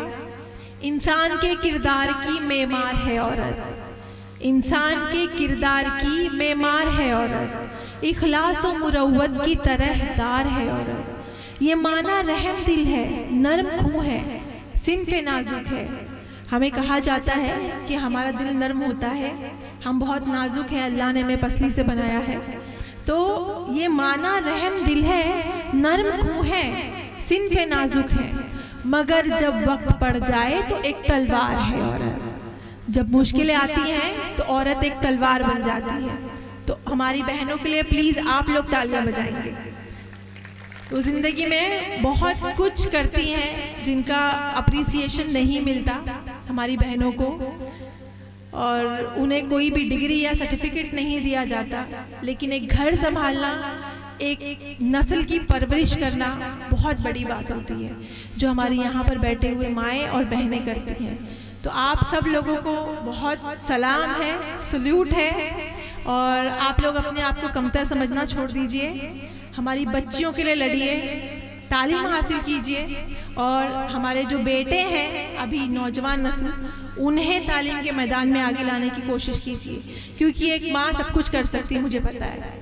और यहाँ पर जो मकई के जो लोग हैं यहाँ पर जो आए हैं, मैं आप सब लोगों का शुक्रिया अदा करती हूँ। मैं बार बार ये बात बोल रही हूँ, आई नो मैं बहुत रिपीट कर रही हूँ, लेकिन मुझे बहुत ज़्यादा खुशी हो रही है कि आप लोग इतने तहम्मुल से मुझे सुन रहे हैं और इतनी ज़्यादा इज्जत दी मुझे। अल्हम्दुलिल्लाह से शकील भाई की जो फैमिली थी और मुस्लिम भाई की जो फैमिली है, उन्होंने इतनी ज़्यादा अच्छी मेज़बानी की, मैं और मेरे हस्बैंड की मेज़बानी, उन्होंने कोई कसर नहीं छोड़ी। हम मुंबई से आए हैं, लेकिन अल्हम्दुलिल्लाह अल्लाह का लाख लाख शुक्र है कि यहाँ से बहुत सारी अच्छी यादें लेकर जाएंगे हम, और इंशाअल्लाह फ्यूचर में कभी फिर से आप लोगों की तरफ से दावतनामा वसूल हुआ तो इंशाअल्लाह हमेशा कोशिश रहेगी कि हम यहाँ के यहाँ पर वापस आएँ और आप लोगों के साथ फिर से जुड़ें। और अल्हम्दुलिल्लाह एक आखिरी बात मैं आपसे शेयर करना चाहूँगी, जो मेरी लाइफ जर्नी में मैंने आपसे शेयर नहीं की है, कि एक मसला होता है हमारी सोच में, हमारी सोसाइटी में, कि लड़का या लड़की जो भी हो, दोनों में अगर छोटी सी भी खामी हो तो हमारे माँ बाप को टेंशन होती है कि इसकी शादी नहीं होगी। शादी सबसे बड़ा अहम मसला माना जाता है हमारी सोसाइटी में। तो शादी नहीं होगी, ये मसला था हमेशा सबको लगता था, जब मैंने डॉक्टर की डिग्री हासिल की उसके बाद भी कुछ लोगों के जहनों में ये सवाल था कि तुम डॉक्टर तो बन गई हो, लेकिन तुमसे शादी कौन करेगा? तुम्हारे पास 2 पैर नहीं है, शादी कौन करेगा बच्ची से? मेरे अम्मी अब्बू को हमेशा ये बोला जाता था कि आप लोगों ने मेहनत की, मशक्क़त की, आप लोगों ने इतनी अपनी हिम्मत दिखाई, डॉक्टर बना दिया बेटी को, MD डॉक्टर बन गई बेटी, लेकिन अब इससे शादी कौन करेगा? अल्लाह की ज़ात पर यकीन था मेरे माँ बाप का, यहाँ पर भी यकीन था कि अगर अल्लाह ने इसके नसीब में वो जोड़ा लिखा, और आप लोगों को तो पता है कि जोड़े आसमानों में बनते हैं, अल्लाह ने हर किसी का जोड़ा मुकर्रर करके रखा है। तो अगर अल्लाह ने जोड़ा रखा है तो बेशक वो मेरी बेटी के लिए आएगा, और हमें यकीन है कि मेरी बेटी के लिए सबसे बेस्ट लड़का आएगा। और आप लोग यकीन नहीं करेंगे कि अल्हम्दुलिल्लाह मैं बहुत ज़्यादा शुक्रगुजार हूँ अल्लाह की ज़ात की कि मुझे हम सफ़र की शक्ल में, शरीके हयात की शक्ल में अल्लाह ने एक ऐसे इंसान से मिलवाया जो परफेक्टली फ़ाइन है, जिसके अंदर कोई ऐब नहीं है। क्योंकि हमारी सोसाइटी की ऐसी सोच होती है कि अगर कोई माजूर है तो उसकी शादी सिर्फ माजूर से ही होगी, या फिर उसको रिश्ते सिर्फ माजूर के आएंगे। अल्हम्दुलिल्लाह बहुत रिश्ते आए मुझे, और अल्हम्दुलिल्लाह इस बात की भी खुशी है कि मेरे अब्बू जब हयात थे तो वो और मेरी फैमिली ने मिलकर एक शख्स को मेरे लिए मुंतखब किया, और अल्हम्दुलिल्लाह से लास्ट 6 महीने पहले ही अल्हम्दुलिल्लाह मेरा निकाह हुआ है। और मैं बहुत खुश हूँ अल्हम्दुलिल्लाह कि अल्लाह ऐसी ऐसी करामात करता है। आप लोगों ने शायद अभी देखा होगा मेरे हस्बैंड को, मेरे शरीके हयात को यहाँ पर। तो अल्हम्दुलिल्लाह आपका अगर यकीन पुख्ता हो ना अल्लाह की ज़ात पर, तो अल्लाह ऐसी करामात, ऐसे ब्लेसिंग्स, ऐसे तोहफे आपको देता है। मैंने नहीं सोचा था मेरी शादी को लेकर कि अल्लाह मुझे इतने अच्छे इंसान से मिलवाएगा, जिनकी सोच भी बहुत ज़्यादा अच्छी है, और जिनको ये रुकावट नहीं है कि मेरी बीवी के अंदर ऐब है और मैं उसको दुनिया के सामने नहीं लेके जाना चाहता हूँ। उनको मेरे इस चीज़ से कोई मसला नहीं है, और अल्हम्दुलिल्लाह अल्लाह ने वो जोड़ा बनाया। मैं अल्लाह की शुक्रगुजार हूँ, मेरे माँ बाप की शुक्रगुजार हूँ कि उन्होंने इस शख्स को मेरे लिए मुंतखब किया। और सबसे ज़्यादा शुक्रगुजार हूँ मेरे हस्बैंड सलमान का और उनकी फैमिली का, क्योंकि हमारी सोसाइटी में ऐसे लोग होते हैं, बहुत सारे ऐसे लोग हैं, बहुत सारी फैमिलीज़ हैं जो कभी भी गवारा नहीं करेगी कि उनकी बेटी या उनकी बहू, इकलौते बेटे के लिए एक माजूर बहू आए। मेरे जो हस्बैंड हैं वो इकलौते हैं माँ बाप के, उसके बाद भी मेरे जो ससुराल वाले हैं उन्होंने मुझे एक्सेप्ट किया, उन्होंने खुले दिल से मुझे अपनी बहू बनाया। मैं उसके लिए शुक्रगुजार हूँ, अल्लाह की शुक्रगुजार हूँ कि अल्लाह ने उनके दिल में वो बात डाली। और यहाँ पर जो माँ बाप हैं, मैं उनसे रिक्वेस्ट करूँगी कि आप लोग जब जाते हैं लड़कियों के रिश्ते के लिए, लड़कों के रिश्ते के लिए, तो ये जो सारी चीज़ें हैं ना, ये हुस्न देखना, खूबसूरती देखना, ये सारी सेकेंडरी चीज़ें ये ढल जाएंगी। देखना है आप रिश्ते तो सीरत की बिना पर देखिए। सीरत जो है वो काम आएगी आखिरत में भी और दुनिया में भी, सूरत कोई काम नहीं आएगी। तो जो भी खामी है, खूबी है, सबके साथ अपने शरीके हयात को कबूल कीजिए। अल्हम्दुलिल्लाह एक एग्जाम्पल है और एक मिसाल है लोगों के लिए भी कि माजूरी के बाद भी जब मैं डॉक्टर बनी तो लोगों को बहुत ये था मेरे लिए कि मुझे शायद रिश्ता नहीं मिलेगा, मैं शायद ऐसी ही सारी ज़िंदगी रहूँगी। लेकिन एक अल्लाह की तरफ से एग्जाम्पल ही है कि मेरी मैरिड लाइफ पे एक एग्जाम्पल बन गई, एक मिसाल बन गई लोगों के लिए कि एक माजूर लड़की की शादी एक नॉर्मल लड़के से हो सकती है और उसका परिवार, उसकी जो फैमिली है वो उसे एक्सेप्ट कर सकती है। और अल्हम्दुलिल्लाह मैं बहुत खुश हूँ अपने ससुराल में। तो आप सब लोगों से एक शेर कहना चाहूँगी आखिर में। आप सब लोग बोर हो गए होंगे आई थिंक, और बहुत ज़्यादा वक्त भी हो गया है, थक गए होंगे आप लोग। तो आप सब लोग पता होगा कि हमारी जो माजी है, हमारे जो आबा व अजदाद थे, किस तरीके से उन्होंने मेहनत की तालीम के लिए। जो पहला साइंटिस्ट दुनिया में जो थे वो मुस्लिम साइंसदान थे। और बहुत सारी ऐसी चीज़ें हैं जो अलजेब्रा की अगर आप तारीख उठा के देखेंगे तो बहुत सारी ऐसी चीज़ें हैं जो हमारे आबा व अजदाद ने दी है दुनिया को। लेकिन हम तालीम के मैदान में पीछे आते गए और हमने अपना वक़ार खो दिया। तो हम सबको यहाँ समझने की ज़रूरत है कि हमें वो जो अपना गुज़रा हुआ मकाम है वो फिर से पाना है। तो आप सब लोगों से ये कहना चाहूँगी कि अपना गुजरा हुआ हर दौर पलट कर देखो, अपना गुजरा हुआ हर दौर पलट कर देखो। तुम पहाड़ों का जिगर चाक दिया करते थे, तुम तो दरियाओं का रुख मोड़ दिया करते थे। तुम चाहो तो जमाने को हिला सकते हो, तुम जो चाहो तो जमाने को हिला सकते हो। फतेह की एक नई तारीख बना सकते हो। अपनी मेहनत से, तालीम में आगे आकर, जद्दोजहद से आप बहुत कुछ चेंज कर सकते हो। बस दिल में एक चिंगारी होनी चाहिए, एक पैशन होना चाहिए कि हमें एक नई तारीख बनानी है, एक नया दौर लाना है।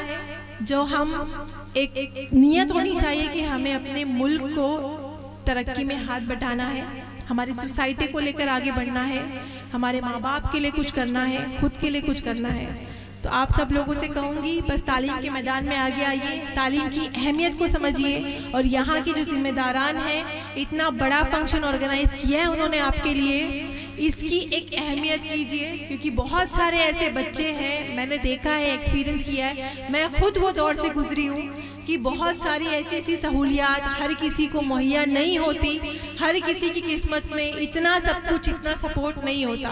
अगर आप लोगों को मिल रहा है, आप लोग लकी हो, इस चीज़ का फ़ायदा उठाओ और इन लोगों की मेहनत को एक शक्ल दो, तरक्की की शक्ल, एक कुछ ना कुछ ओहदा लो समाज में, सोसाइटी में, मुल्क में, और कंट्रीब्यूट करो हर चीज़ में। जज़ाकल्लाहु खैर, बहुत ज़्यादा मज़ा आया, बहुत ज़्यादा शुक्रिया आप सब लोगों का, स्पेशली मेरी माँओं और बहनों का, क्योंकि उनकी तादाद बहुत ज़्यादा और बहुत तहम्मुल से वो सुन रही है।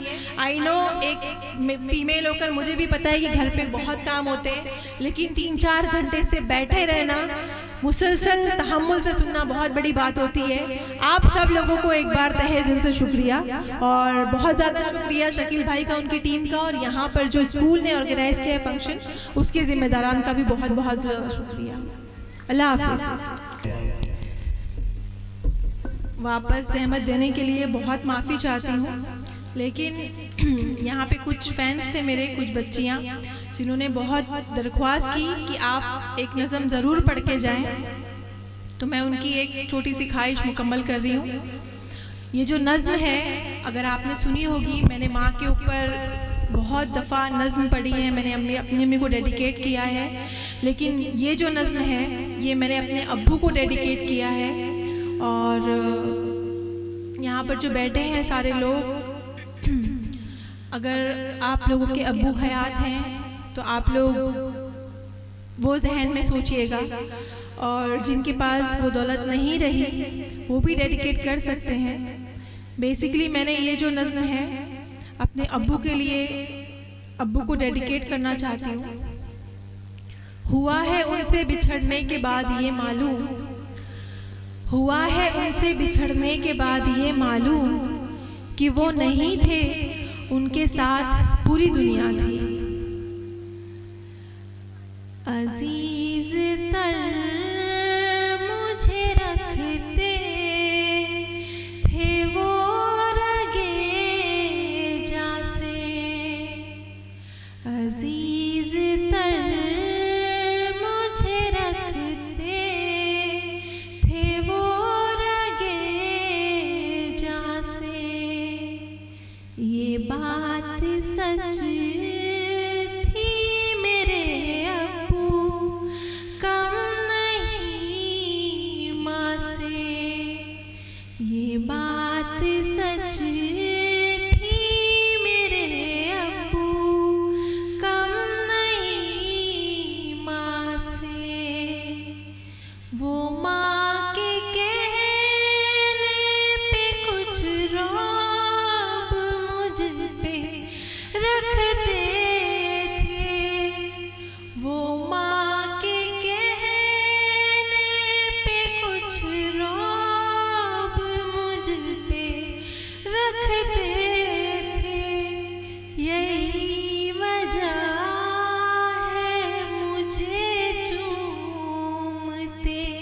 झिझकते थे वो आशना मेरे हर दर्द से रहे हर दम,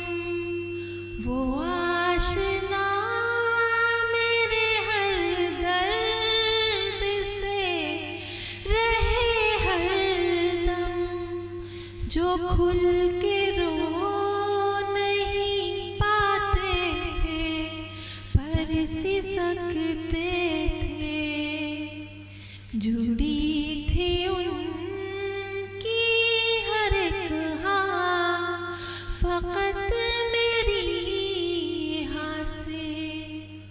ये बात सच थी मेरे अब्बू कम नहीं माँ से। हर एक दर्द वो चुपचाप खुद पे सहते थे, हर एक दर्द वो चुपचाप खुद पे सहते थे। तमाम उम्र वो अपनों से कट के रहते थे, पुराना सूट पहनते थे कम वो खाते थे, पुराना सूट पहनते थे कम वो खाते थे।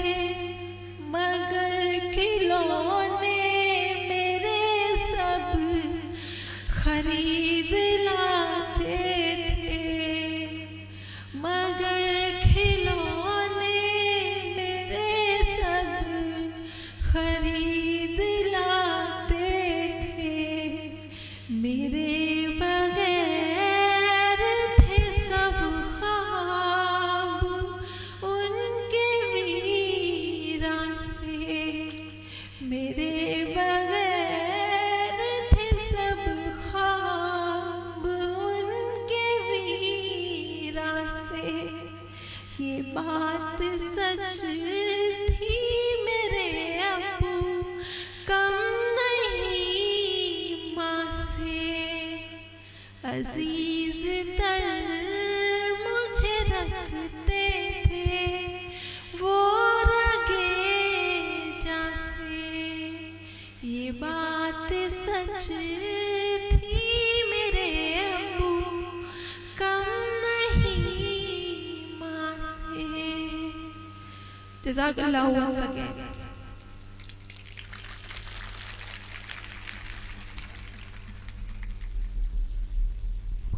जज़ाकुमुल्लाहु अकरमकुम। डॉक्टर साहिबा